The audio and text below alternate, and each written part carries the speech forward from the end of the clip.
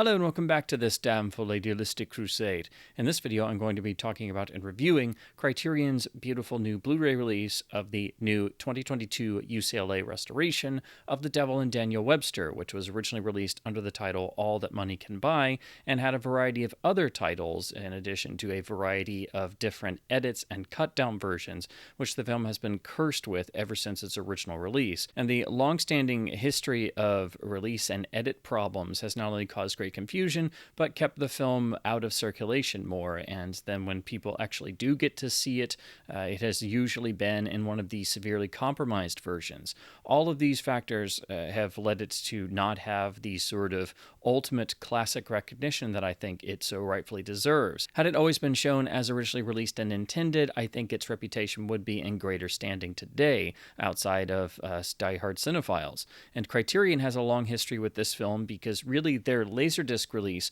was the first proper release of the film to try and reconstruct the original version, but of course was at the time limited by elements that they had to work with. But that was such a landmark for seeing a version of the film that was as close as you could get to the original release version and getting away from the severe numbers of edits that had been made over the years. But again, it's a sort of patchwork affair. This was later updated for the Criterion DVD, and that's been the best version we've had all these years. But that DVD was getting on up there in years, and while it still had some great supplements and artwork, it was really time for it to see an upgrade. And thankfully, the UCLA Film and Television Archive, along with funding from the Lucas and Hobson Foundation, they stepped up to the plate and have produced such incredible results also from being able to source other elements that had superior qualities than what we've seen before in both picture and sound, to not only make this a lightning leap forward in terms of the overall restoration quality of the presentation itself, but also crucially they were able to restore more of the film that had not been located before. So this new 2022 restoration on the 2024 Criterion Blu-ray has just a little bit more in terms of there is a particular element that is in the visuals that introduces the Walter Huston character of Mr. Scratch a little bit earlier and in a very unique stylized way that had not been able to be restored before. And there's also some of the audio that was newly sourced that had a particular element or two that was not able to be included in the previous restorations, including restoring an actual line of dialogue that was originally removed by censors and not present in any versions before this point. So this is not only a new restoration that's working off of the efforts of past restorations and basically getting to upgrade those. This is a new restoration that is working from previous efforts that had to essentially stitch the film back together with what various elements survive, but is now able to plug in with the vast increase in technology that allows us to have far more polished and comprehensive restoration efforts, but also being able to use foreign elements that were previously not thought to exist and actually use those for a good majority of the feature to give us quality in both picture and sound we've simply never had before. And given what we've had on video and the past restorations all these years, it was really not something I thought was possible. I knew a new restoration would be technically better and be able to do more than the older restorations, but I didn't expect there to be a miraculous turnaround like this that, again, was very much aided by being able to use some foreign print and audio elements that had, again, not been able to be used before. Now, to talk about the film itself, it was released in 1941, made by RKO and directed by the great William Dieterle, this being an attempt to essentially, I think, follow the success, obviously, of his 1939 remake of The Hunchback of Notre Dame with Charles Laughton, also for RKO. And Dieterle was trying to work as an independent producer of sorts by having his own sort of production company.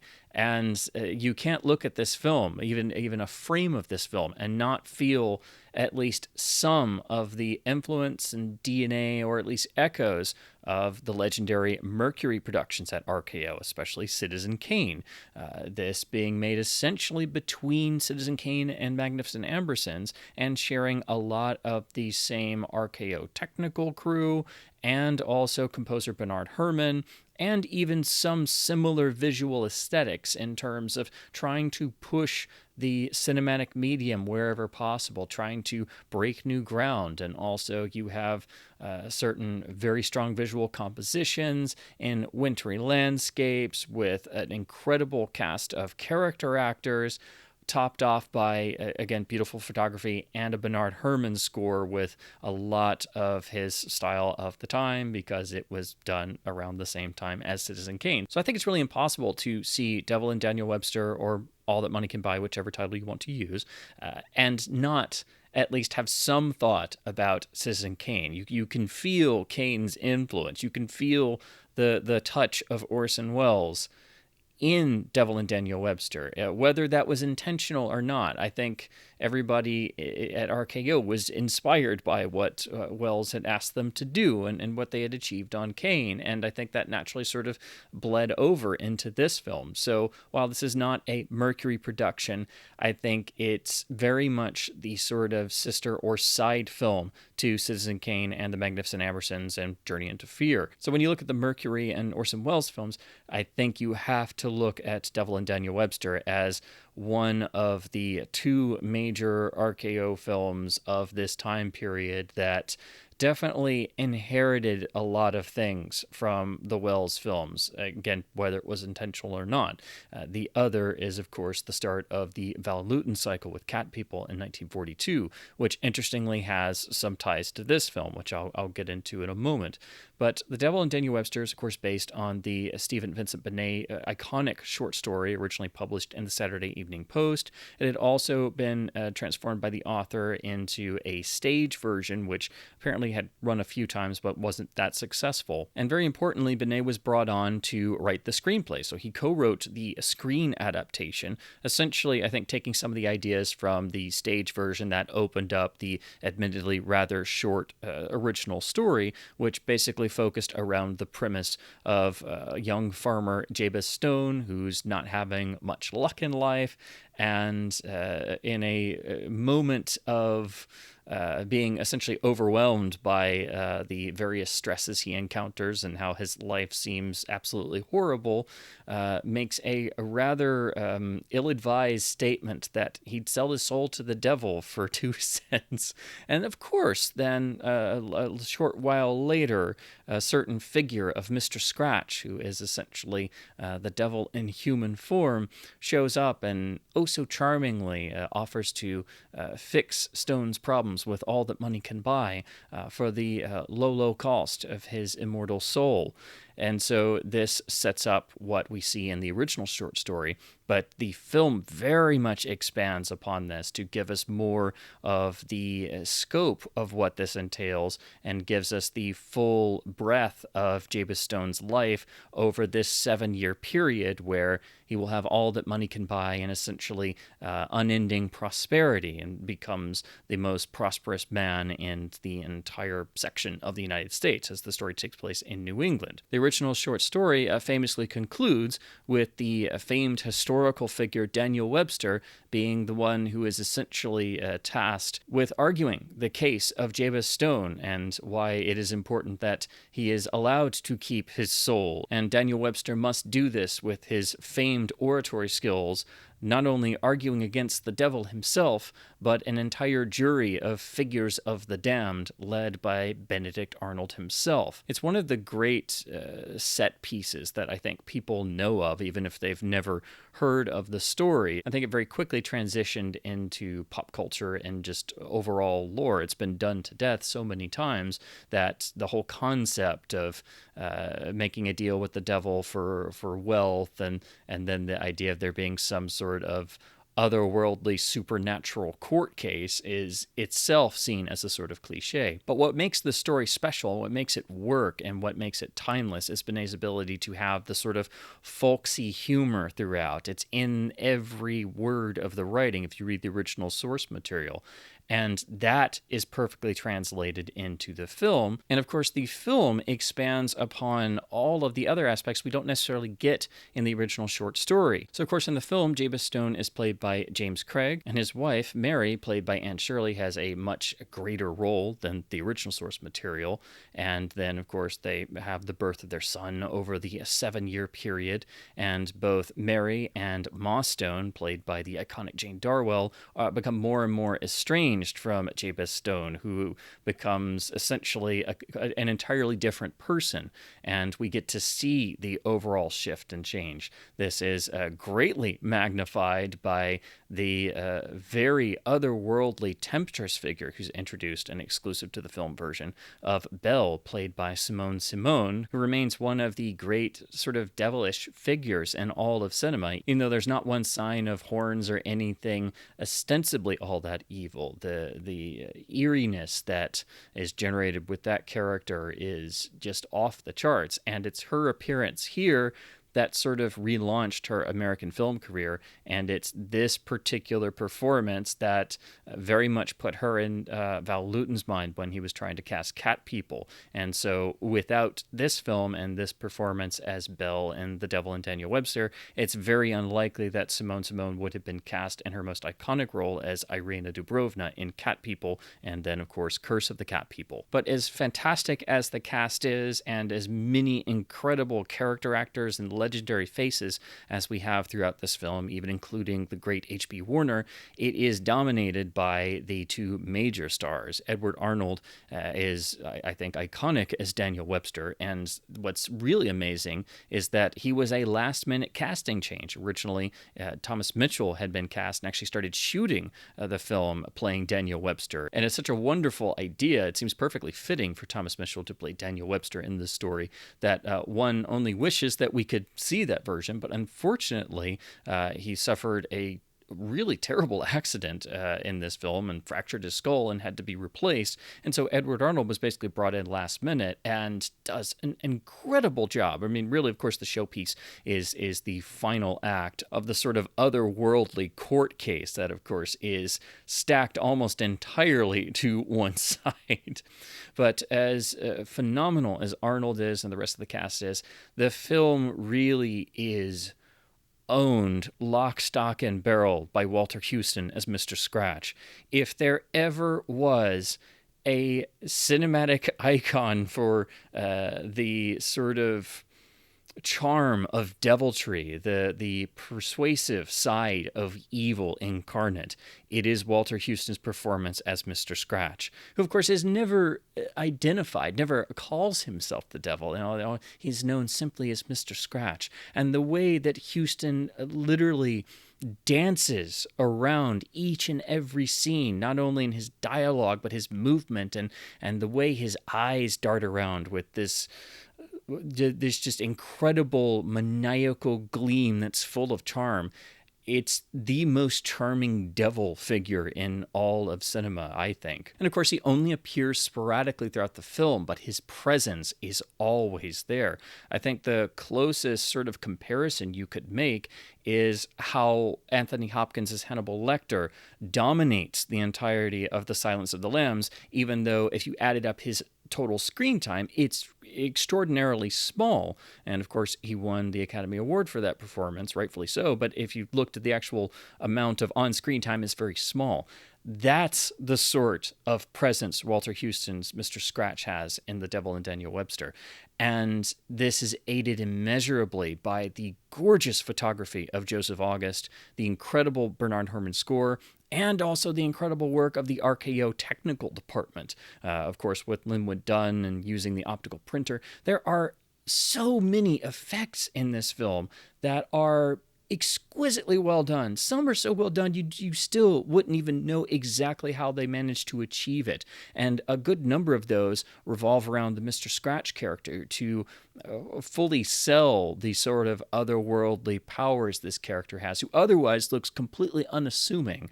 And some of the most chilling aspects of this film, some of those chilling visuals and things you'll never forget, are just the visuals, the images of Walter Huston's Mr. Scratch simply walking down the country lane. It's evil personified, but with a wonderful smile on the face as he comes to collect, going neighbor to neighbor, just looking in his little address book to see whose time is due. And again, the usage of special effects in intricate ways is, I think, another sort of inherited echo of Orson Welles, of course, because Citizen Kane is nothing but, probably the greatest cinematic magic trick anybody ever pulled off. It is one of the most beautifully special effects heavy films you'll ever see, but they're so well done that most people don't even realize they're there. And so you even have that as another echo in Daniel Webster. But the photography of Joseph August is really spectacular and looks better than ever before in this new restoration, because we've been so limited due to the elements of the past restorations that I don't know if you could fully be able to appreciate just how striking the visuals are, which, due to having more unique compositions, a lot of different angles used, very intricate lighting, especially to convey the wintry landscapes of New England. It is really reminiscent of what Greg Toland did on Citizen Kane, but without trying to act like it's trying to copy that. I think it is another element that is very much inspired by Citizen Kane breaking so much new ground.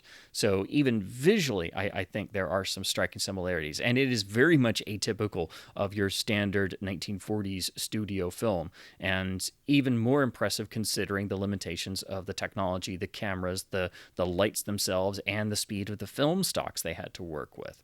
And on top of this, you have a truly great cameraman who had not only shot Hunchback of Notre Dame for Dieterle, but also was a favorite of John Ford and shot The Informer, in which they were expendable. He even shot Gunga Din, which is one of the great films of all time. So he was a master cinematographer, and I think it's really fascinating to see his approach to this material, which is also having to have this continual feeling of it being not only otherworldly for those aspects, but also a period film and being essentially a fable. So there's an air of reality, but there's an air of unreality, as if it's reading from a storybook. And that feeling is conveyed in every element, and I think also helps to make The Devil and Daniel Webster a truly timeless film. And again, the Citizen Kane and Orson Welles connections keep going, because Daniel Webster was edited by none other than the great Robert Wise, who was the editor of Citizen Kane and was part of Orson Welles and the Mercury unit. And so this film has some of the movement, some of the feeling inherent that, again, makes you think of Citizen Kane. You cannot be stressed how much of The Devil and Daniel Webster is benefiting from the energy that Orson Welles brought to RKO, what the Mercury Group did for the whole studio and the industry in ways, whether the industry wanted to admit it or not, because they wanted to distance themselves from Citizen Kane and the backlash from Hearst and others. But you even have the same editor, and with Kane having the non-traditional structure moving back and forth in time with the various flashbacks and different viewpoints. Well, with Daniel Webster going across a period of time and showing someone's life be upended and how they change in dramatic ways, and it goes into the supernatural in areas and has different visual styles and shows the change of the seasons and the passing of time, and has frankly straight up horror moments sprinkled in addition to the supernatural. You really have to have a great editor to make all of this work and to maintain a consistent flow. And again, if you have the same editor as Citizen Kane, I think naturally you're going to have some bits of it feel like Citizen Kane just inherently. And if this was not enough, we then have to look at the score of Bernard Herrmann, which is mind-boggling. It runs the gamut from the unbelievably jaunty opening theme, which perfectly gets you into the world of the story, but then it has the absolute dark, ominous qualities that we know from the iconic opening of Citizen Kane and the ruined gates of Xanadu. And Herrmann just goes for broke. It is a score that is so vividly alive that it can only enhance every scene in the film to make it even more vividly realized. It's a score with unbelievable jauntiness that you expect from something that's got such beautiful wintry scenes. I think this is one of the great holiday films that doesn't get talked about as a holiday film, but it also has the unbelievable ominous moments when we're dealing with the devil himself and Mr. Scratch, when Jabez Stone realizes what he's done.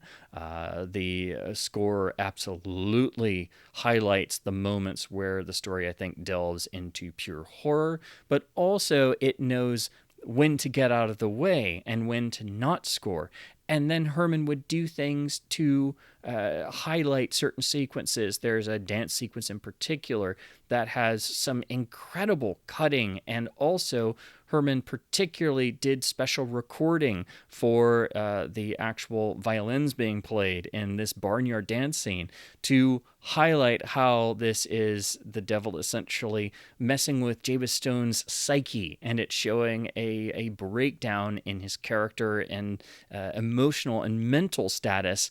And it's done in a dance scene without any dialogue. And the visuals, the cutting, the rhythm, and most of all, Herman's score, and the fact that he did special custom recording and mixing of his score to make the music tell you everything that was going on. Even if you didn't have the benefit of seeing the incredible visuals and editing, the music tells the story just as much as the visuals. It is one of the masterpiece scores of one of the great film composers. And this was actually recognized at the time. Herman won an Oscar for this score. At first, you might look at the Oscar winners that year and go, well, why did Bernard Herrmann win for this film and not Citizen Kane? But this is one of the great film scores. So it was a deserved honor at the time, but it remains one of Herman's masterpiece works. And the fact that he was able to do this in the same year as Citizen Kane, and it has its own identity, and all of Herman's style is already there, and it's such a vivid score that you can listen to on its own, and it's just as good as its placement in the film. It really is a masterpiece of film scoring. And another reason why this restoration is so important is that we've gotten a newfound level of audio clarity we didn't have in the previous version. So not only did it hurt the film, it being edited so many different times over the years and cut down, but it also limited the impact of all the incredible, masterful elements. And most of all, Herman's score needs to be heard in its entirety. This is one of the great film scores. It is a masterpiece of film scoring. So ultimately, The Devil and Daniel Webster, or All That Money Can Buy, is a film that really shows the influence of what Orson Welles brought to Hollywood. And I think in a very sad way shows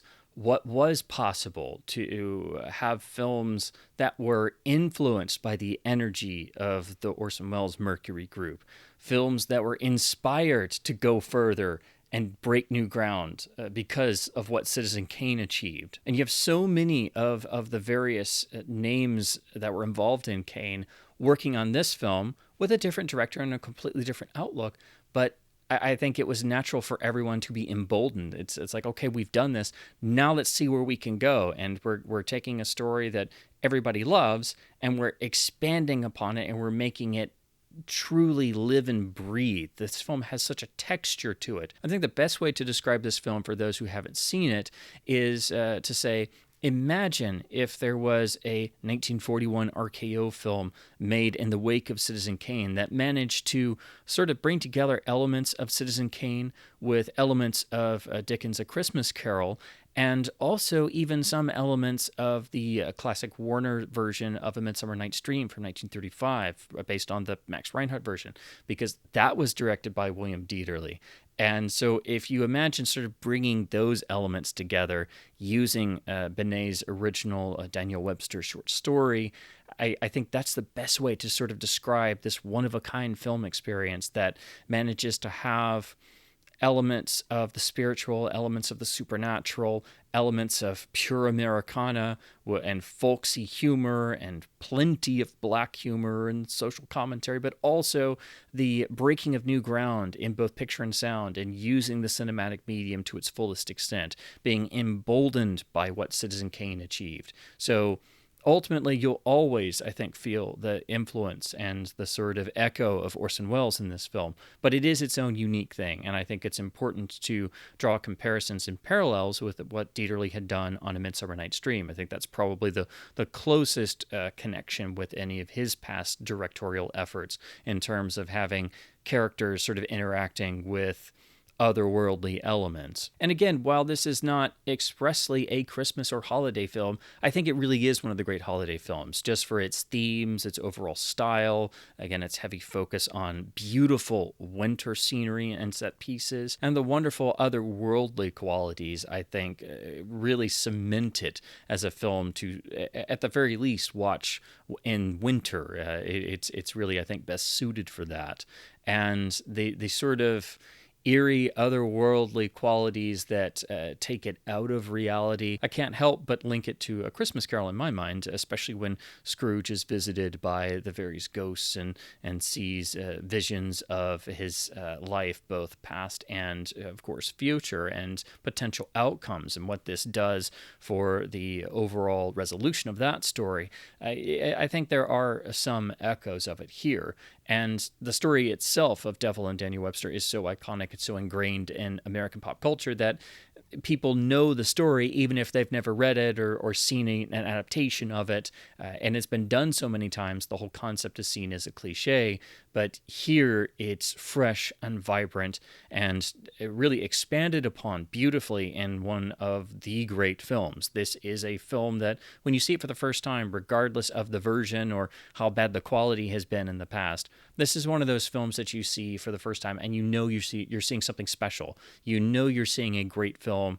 You maybe don't know necessarily all the whys of explaining its greatness when you see it for the first time, but you know it's an exceptional film. You know it's not ordinary. And just from the visuals, the direction, the editing, the pacing, the effects work, and the score, and of course the performances as well, those elements set it apart. And the two great shames have been that obviously RKO was not able to continue these sort of incredible artistic super productions because they didn't necessarily make a lot of money.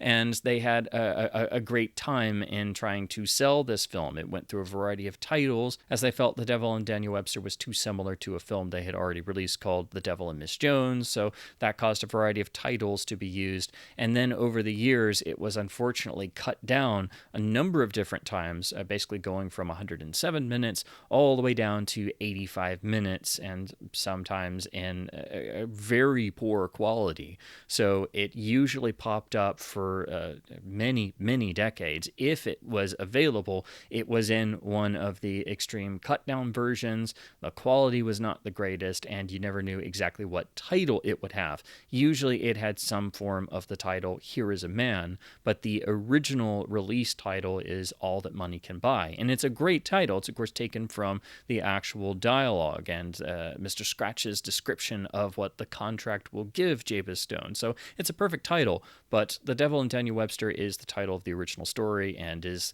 the best title, and I think what most people, myself included, associate this film as because it's an adaptation of it. But basically the intended titles would be either All That Money Can Buy or The Devil and Daniel Webster, which is why both are used on this new Criterion release. So before I talk about the picture and audio quality of this new Criterion Blu-ray from 2024, I need to discuss the UCLA restoration from 2022 that this uses, and to do that I need to read from the transfer notes.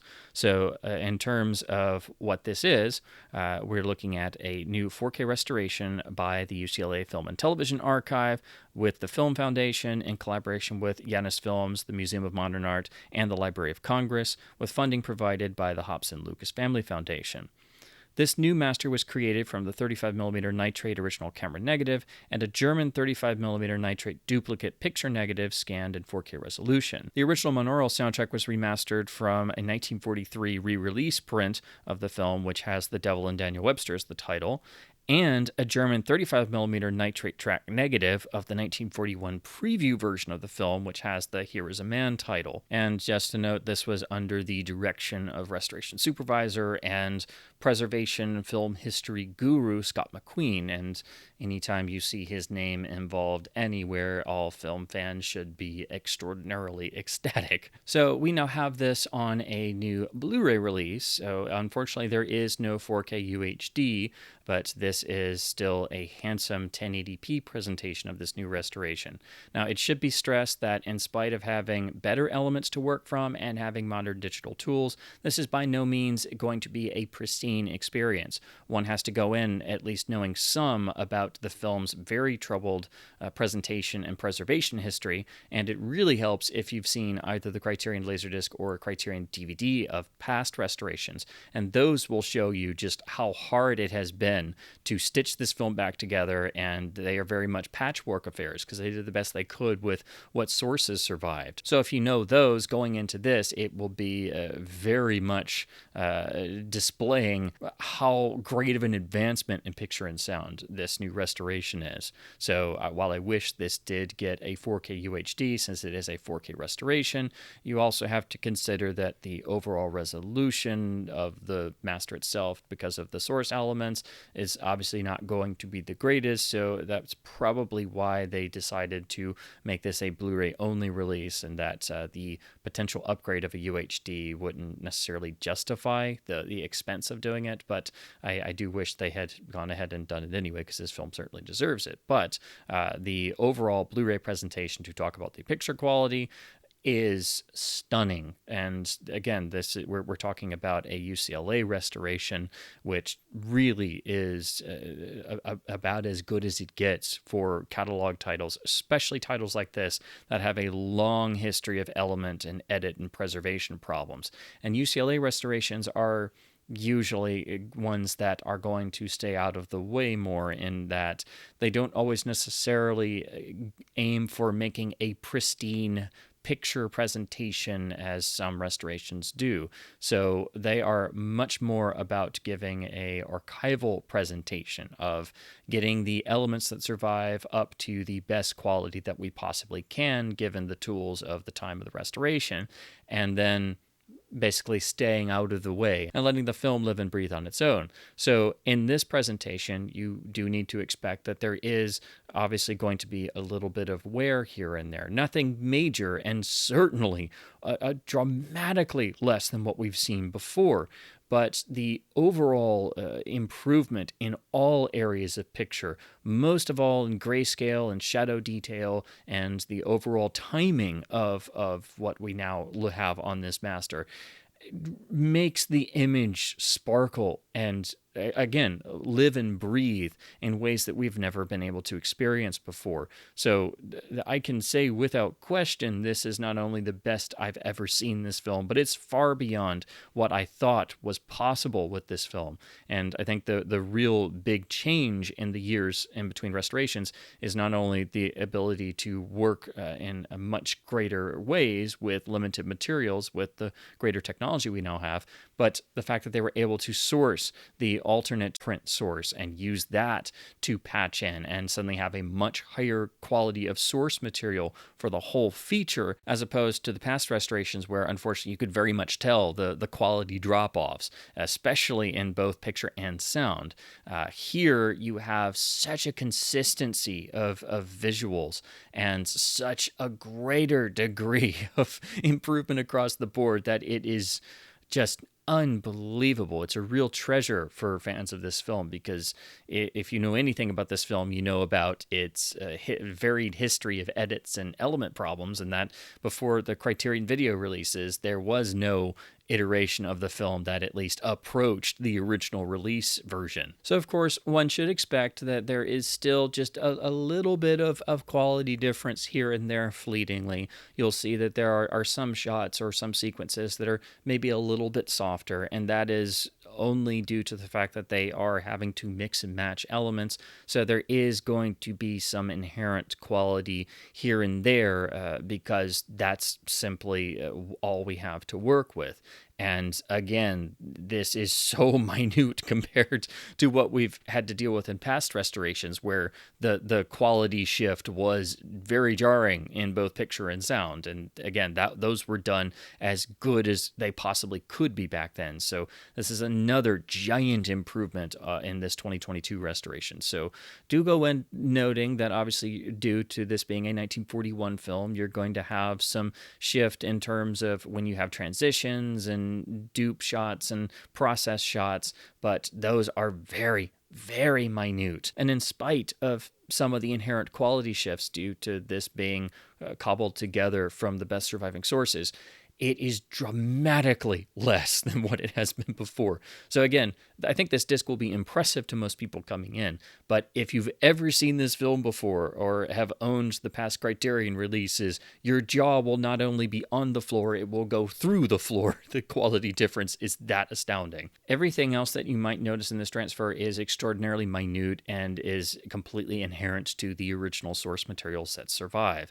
So there is just the tiniest bit of film movement here and there very fleetingly, and I think I spotted one tiny hair poking in, but that just seems inherent to the original element. So everything in this 2022 UCLA restoration has been done to their absolute top tier painstaking levels of trying to get everything as right as humanly possible without ever overdoing it or being too excessive in the cleanup that is applied. And again, they are limited to the elements that survive, but again, what they were able to achieve here, this is one of those times where you feel like the restoration is certainly pulling rabbits out of hats. It is that type of, this is just magical. I didn't think this was possible with this particular film, given its basically entire history of edit and element problems. So now we basically have a gorgeous new restoration master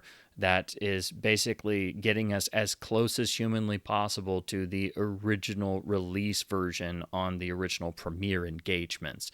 So that in and of itself is priceless. But then we turn to the audio presentation, which is the original mono mix and a lossless PCM quality. This is just as revelatory as the picture restoration because, again, they were able to use other sound elements that they hadn't been able to use before. So you do have to expect it does have some hiss, and somewhere it is still a patchwork affair of different sources. But just like the picture, the quality difference is astounding. Just comparing it to some of the past versions, I mean, it's like when you get the earwax cleaned out of your ears, because the older versions were so limited given what they had to work with. That for the whole film, you had great sections of the soundtrack that sounded rather muffled. They were obviously several generations away. They had inherent issues of their own, but again, we didn't have much to work with, and especially back then, your options were much more limited in terms of what you could do with limited audio materials. But here, you can definitely tell they had different and better, higher quality sources to work from.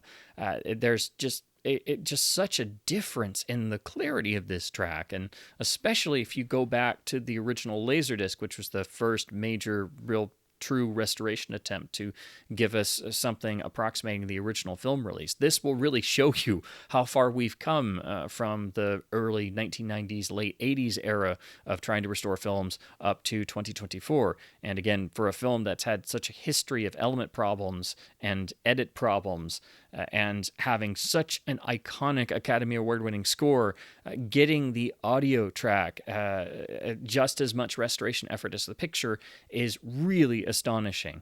And they haven't overdone it in terms of being heavy-handed in usage of noise reduction and other things like we see on some restorations. And that's really crucial because this film does have a very intricate soundtrack in terms of another element that I think shows some Citizen Kane influence, because Kane has one of the most innovative soundtracks ever of any Hollywood film.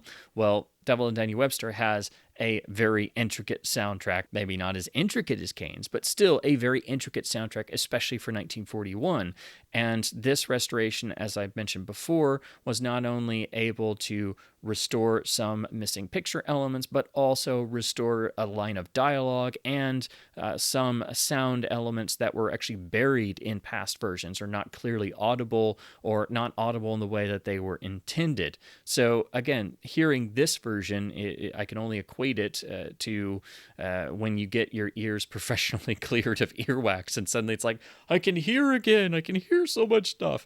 So the audio is just as important of a restoration as the picture restoration is. Now to talk about the packaging and artwork, we have the standard Criterion design in the Skinovo case, but with this absolutely stunning artwork depicting Walter Huston's iconic Mr. Scratch, the gold that he promises Jabez Stone, and the outline of the real devil as a shadow on the wall. These all are elements we have in the film, but they've been beautifully combined into this unbelievably gorgeous artist rendering. I think this is not only the best cover I've seen on a video release of this film, I think this is one of Criterion's best ever artworks. I think this is one of their best covers, and I'm not just talking about modern Criterion. I mean all of Criterion going back to the Laserdisc era. I think this is a staggeringly good piece of artwork, and Criterion has gone with the original release title of All That Money Can Buy, which is what we have in the new restoration, but nicely they have put the also known as the Devil and Daniel Webster for people who may not be aware of all the different titles this film has had. Otherwise, it has the usual design, but with the beautiful new title font on the spine. And then the rear has the usual Criterion style with the list of supplements. Inside we have the Blu-ray disc with the label repeating the artwork, but the booklet has another beautiful piece of art that matches. So essentially, I think this was sort of done to mirror each other. I don't know if it's supposed to, I guess it's kind of more going this way if you were to try and match them, but I just love what they did here. This is something that I didn't expect when I opened this up, that the booklet artwork would be just as stunning as the cover artwork. Inside, we have beautiful matching font to go with the rest of the artwork. We have a fold-out booklet, as Criterion likes to keep using, and this actually reprints the Tom Piazza article from the 2003 DVD. So this replicates that and now has a new sort of fun aesthetic to match the artwork. So nicely, the essay from the DVD has been ported over, so you don't have to hang on to your DVD if you thought they might not have the same essay ported over. So that's ported over. Then on the reverse, we have a vintage New York Times article from 1941 by Stephen Vincent Benet talking about how pleased he was with how the film adaptation turned out and how he enjoyed the screenwriting process. And then we have the restoration notes and Criterion credits at the end. Inside the case, it's just a plain black background with a sort of fun-looking border around it. And that's sort of typical for Criterion releases. They don't really do anything with the interior imagery outside of just making something basic that complements the disc and booklet, but one wishes that they might start to use some imagery or do something fancier. But given their designs and how amazing the artwork is, this is very much in keeping and at least continues the aesthetic. Now to talk about the supplements of this release, we have that this is the new 4K restoration from UCLA with uncompressed monaural soundtrack. We have the audio commentary by the great Bruce Eder and Stephen C. Smith, which is from the 2003 DVD, so that very nicely has been ported over, which is very important as it's a truly fantastic commentary. Basically anything that you ever see that has Bruce Eder's name on it in terms of commentaries is among the great audio commentary tracks of all time, but it runs the gamut in terms of covering the entire production history of The Devil and Daniel Webster, all the different release versions, the Citizen Kane and Orson Welles influence, and also features great discussion and focus on Bernard Herrmann's score in particular, and where it comes in his career, how it compares to his Citizen Kane score, and how he won the Academy Award for this score. So it is an essential listen, easily the best and most important of the extras on this release, and it's really fantastic that it was ported over. If I do have a complaint, though, overall about the supplements on this release, it's that there's not really a whole lot of new material, and I really wish there was at least a new commentary to go along with the DVD track, as I think this film not only deserves it, but it could also talk about the new restoration in particular, which was done, long after the DVD track had been recorded. And I think commentaries are usually the best, most comprehensive extra you can basically produce overall. They're also usually cheaper to make than producing new video extras, and I would have paid a ridiculous amount of money to get a Scott McQueen commentary track as he produced this restoration, and for my money, he's one of the great audio commentators of all time. Every track I've ever heard of his is a reference book and a commentary track, and I wish that had been considered. I don't know if that was even in anybody's mind, but I can't help but think that whenever I see his name on something, I'm like, oh my gosh, will there be a commentary? And I'm like, oh, dang it. Anyone who's heard one of his other commentary tracks, whether it's Dr. X or The Phantom of the Opera or Bride of Frankenstein or any of his amazing commentary tracks, will know what I'm talking about. So if I could have done anything as a new extra, I would have basically called Scott McQueen and said, do you want to do a commentary track? Because I love your tracks. Yeah, I'm a commentary nerd. I admit it. I listen to them in my car. I can't get enough of film stuff. It's what I do. Most of the other supplements are ported from the excellent 2003 DVD. So again, this whole extras package is primarily based on legacy supplements without a whole lot of new material added. So we have the wonderful reading by Alec Baldwin of the original Benet short story. This runs about 30 minutes. It's lossy dolby digital with a basic static image overlay. Baldwin does a great dramatic reading of the story. So it's an incredible way to experience the original source material, which does have some differences and is a lot more focused compared to the expanded film adaptation. But I do kind of wish they had actually included the original short story in the booklet. They probably would have had to make it a stapled booklet then, which is preferable to a fold-out, in my opinion. But Benet actually wrote two Daniel Webster short stories. The other is Daniel Webster and the Sea Serpent, which is quite hilarious when you read it in terms of what the actual setup and finale of that story is. And they're basically two stories that should be read together. So I kind of wish that this had a longer booklet and actually included both original Benet stories in text form. But you do at least get versions of them in terms of adaptations in the supplements. You get the reading by Alec Baldwin from the 2003 DVD of The Devil and Daniel Webster, which is a lovely rendition. But then we have two of the Columbia Workshop vintage radio adaptations of both Benet stories, both Devil and Daniel Webster and Daniel Webster and the Sea Serpent. What's important about these and why they're included here is that the music is actually by Bernard Herrmann, who was still working in radio and composed the music for both episodes. So they're really important and give you a vintage radio adaptation of the stories. They're both lossy Dolby Digital, and of course the quality is limited because they are vintage golden age radio shows, but I recommend people to also look at these to see how you adapt stories to a different medium, to hear more incredible Bernard Herrmann music, but also to get a version of the second Benet Daniel Webster story if you don't actually track it down online or in a Benet collection. So at least there's a version of the second tale in the supplements here. There are, of course, many, numerous other adaptations of The Devil and Daniel Webster in other media, including many that were done on radio.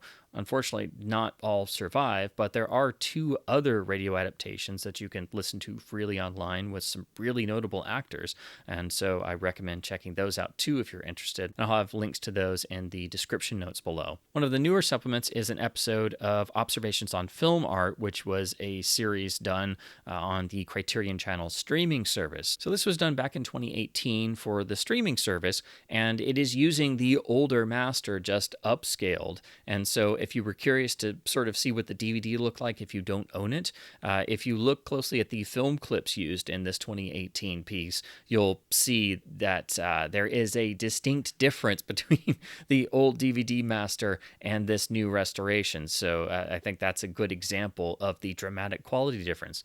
But this is a really nice 13-minute piece that talks about the film in basic terms, but really is focusing on the editing and structure and how the the film is very atypical for the period in a lot of ways, and how it does things like break the 180-degree rule, and how it goes between trying to have some degree of realism and moving into the otherworldly and back and forth with ease. So it's a really nice, very succinct examination of how atypical the film really is. Then we have a short comparison piece that runs about 4.5 minutes, comparing elements of the preview version, Here Is a Man, and then the later 1943 released version, The Devil and Daniel Webster. And again, the titles will get shifted around between different versions over the many different versions that popped up and existed over the years.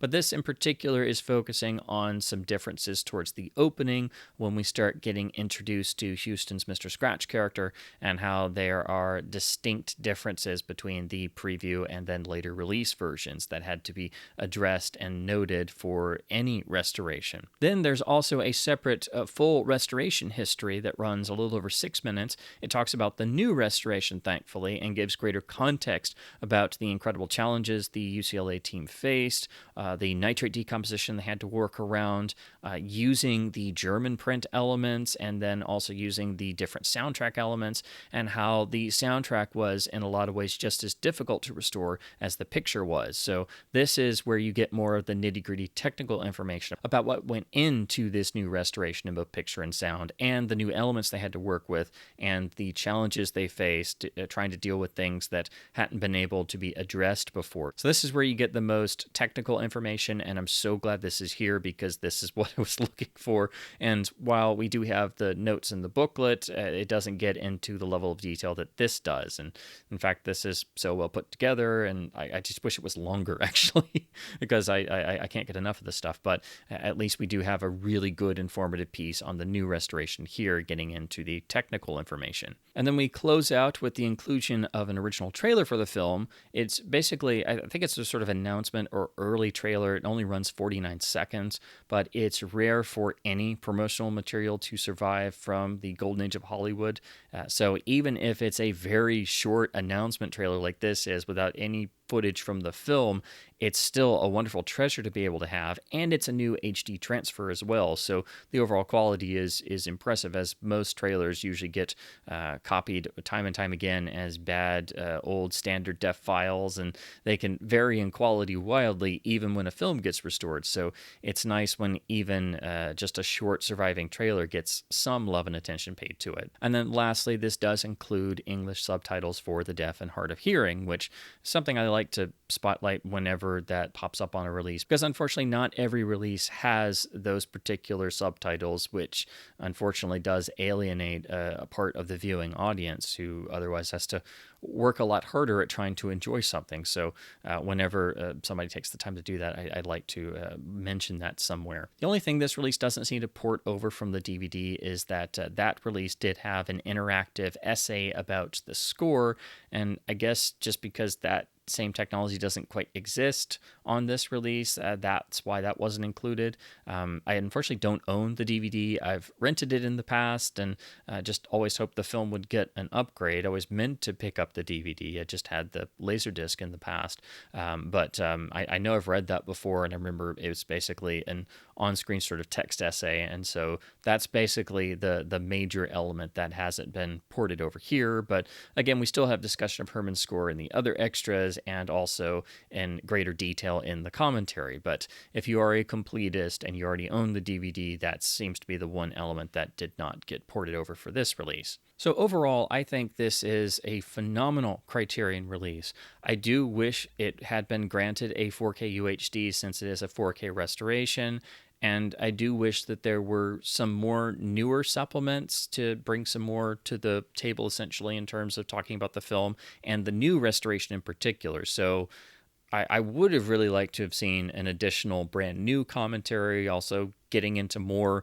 detail about the UCLA restoration. But overall, it's still an impressive package and a really beautiful Blu-ray. There are thankfully none of the encoding issues we see quite often on Criterion Blu-ray releases. Given that this is a painstaking UCLA restoration that has achieved truly remarkable results for a truly classic film that I don't think has ever quite gotten as much attention as it deserves, I really hope this causes the film to get rediscovered or discovered by new generations. I hope people are encouraged to pick up this title since it now has a Criterion release from a lovely new restoration and a great supplemental features package. I hope people are encouraged to dig into the world of this film, as it is one of the great films. It's a great film to experience time and time again, and I think it really does qualify as one of the great holiday films, even if it's not ostensibly a holiday or Christmas film. I always feel the urge to rewatch this around the holiday season, so it's usually in my rotation, but we've only been stuck with the limited quality of the restorations of the past, and this is a lightning leap forward for, again, one of the great films, and probably the film that was most influenced by Citizen Kane, just from being made in the wake of Citizen Kane at RKO. I think this is an excellent release, not only one of Criterion's most important releases of 2024, but arguably their best in terms of overall presentation quality, and giving us a lovely Blu-ray release of a truly astonishing restoration. So this is an absolutely outstanding release that should be on everybody's radar, even though it's not a UHD and is a Blu-ray only. Again, I wish this had gotten a UHD, but I can understand the sort of practicalities of why it didn't. But at least we have a lovely home video release of a beautiful UCLA restoration of All That Money Can Buy, or The Devil and Daniel Webster, which is now finally looking so much better than how it has in the past, and this hopefully will encourage newcomers to try the film and fall under its incredible spell as the rest of us have all these years. So this is a disc that I think everybody should pick up and try. So this is a fantastic release that I think is arguably Criterion's best of 2024, and a true cinematic classic finally getting better treatment and being able to shine more brightly than ever before in terms of this being yet another lightning leap forward in restoration efforts. So as always, I hope my babblings about classic films and physical media has been at least somewhat fun and informative. I strongly encourage anyone interested or any fans of this film to pick up the Criterion release if you haven't already done so. I think the UCLA restoration is absolutely stunning, and I think the overall package design and especially the artwork of the Blu-ray is phenomenal. I think it's incredible artwork, and I think the only real drawback here is that unfortunately this is Blu-ray only, but the quality of the restoration is such that even that is just incredible for a film that has been unfortunately cursed with a history of element problems and various issues that even past restorations couldn't do a whole lot about. So this is a lightning leap forward in terms of preservation efforts. So as always, please do keep supporting both studios and boutique labels, and of course incredible restoration efforts like this, by buying films on disc in order to help keep both physical media and film culture alive. And as always, thank you ever so much for watching.